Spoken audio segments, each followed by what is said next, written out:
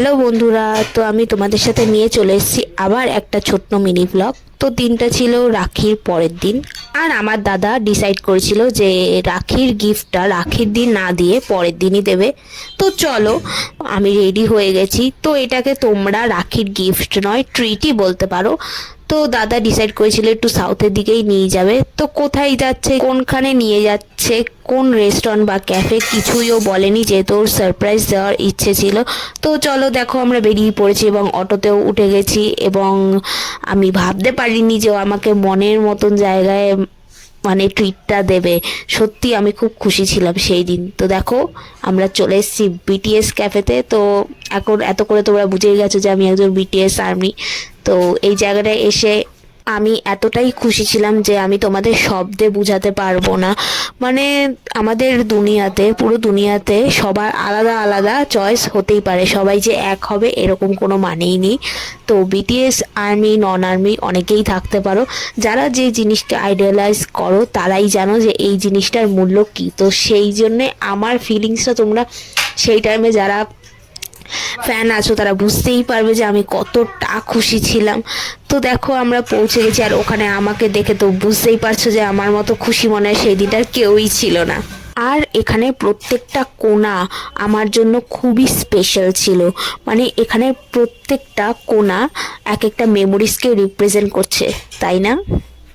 তো আমিও প্রত্যেকটা কোণায়, মানে অ্যাজ ইউজুয়াল যে কোনো আর্মি এটা করেই থাকে, প্রত্যেকটা কোণাকে ক্যাপচার করছিলাম। এবং প্রত্যেকটা কোণায় কোণায় ওদের যে ছবিগুলো আছে সেই ছবিগুলোর সামনে আমি নিজের সাথে কয়েকটা সেলফি ভিডিও নিয়ে নিচ্ছিলাম, যাতে এগুলোকে আমি মেমোরিজ হিসাবে রেখে দিতে পারি, কারণ বলা তো যায় না। তো দেখো, আমি প্রত্যেকটা ছবির ফ্রেমের সামনে নিজের সব ফটোসগুলো তুলে নিচ্ছি।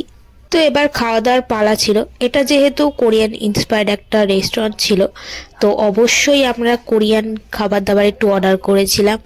একদিকে ছিল হচ্ছে সসেজ কর্নডগ, আরেকদিকে ছিল হচ্ছে কার্বোনারা ফায়ার নুডলস, আরেকটা আমরা মিল্ক বোবাটি অর্ডার করে নিয়েছিলাম। প্রত্যেকটা খাবারই ভীষণ ফ্লেভারফুল ছিল, খুব ভালো খেতে ছিল। আর কর্নডগের স্ট্রেচিনেস যদি বলো, 100/100। মানে দেখে বুঝতেই পারছো তোমরা যে এটা কতটা স্ট্রেচি ছিল। তারপর হচ্ছে এবার নুডলসের পালা ছিল।